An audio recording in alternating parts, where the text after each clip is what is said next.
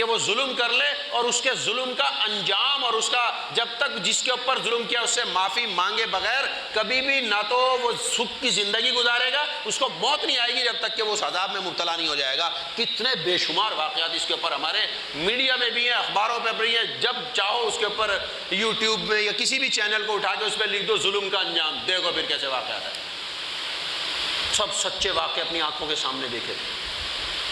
ظالم کو نہیں بخشتے اللہ تعالیٰ۔ اسی لیے آپ دیکھیے کافروں کے ہاں ان کی حکومتیں دیکھیے کیسی برقرار رہتی، پتہ ہی نہیں لگتا ان کا، بہت کم، جب بھی کبھی وہاں پر بھی کافروں کی حکومت گئی کرپشن کی وجہ سے، ظلم کی وجہ سے ختم ہوئی، ورنہ عام طور سے اپنی مدتیں 20 25 سال